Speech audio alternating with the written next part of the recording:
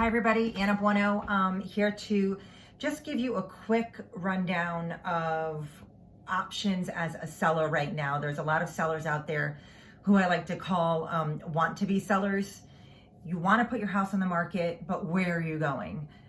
You want to take advantage of this seller's market, but there's nothing for you to move to because homes are selling within a day and in some instances within hours.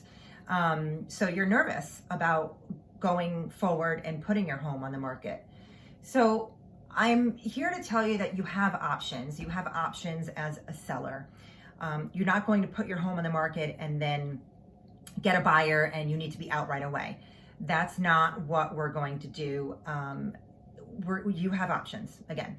So number one, there is the option of putting in the multiple listing service, and in the contract when you agree upon terms with a buyer, the verbiage would be sale contingent upon the seller finding suitable housing within, and then obviously we need an end date, you need to find a house within 2 months, 3 months, maybe it's 4 months, whatever you need to find your next home. And you might say, oh, well, what buyer is going to agree to that?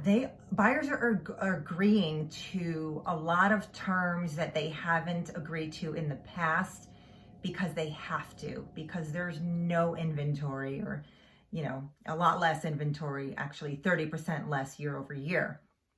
So they are agreeing to these terms. Option number 2 is what we call a rent back. Rent back means you go to contract with the buyer and they close and you stay in the house for a certain amount of time and you rent it back from the buyer. So it could be for a month, 2 months, 3 months. Obviously it can't be for a very long period of time because the buyers are going to want to get into their new house. But at least it gives you a little bit of cushion for getting into or finding your next home. Option number 3 is probably the best option for you when you're trying to make an offer on another property. Option number 3 is selling your home, closing, and I know, cringe, moving in with family, and saving money, and not feeling such pressure to find your next home. You're not under the gun. You're only under, your own pressure to try and get out of your relative's home. Or you can go into a short-term rental. They're out there, I've put some people into Airbnbs for a little while until they close on their next property.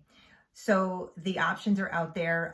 The third one I was saying is probably the best one, because when you make an offer on you make an offer on a house, you're going in without any baggage. You're not asking that seller to wait for you to get your home under deposit or for it to close. You have the money, you're just going through the process of the loan, the inspection, and they're not waiting on you to sell your home. Sellers have a lot of options right now. They're getting offers, multiple offers most of the time.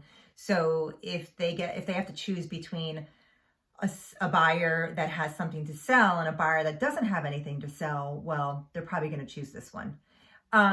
So that's it. I didn't want to make this too long. I think I did already, but that's a quick rundown. Please call me, text me, message me, and let me know if you have any questions about what I've said here.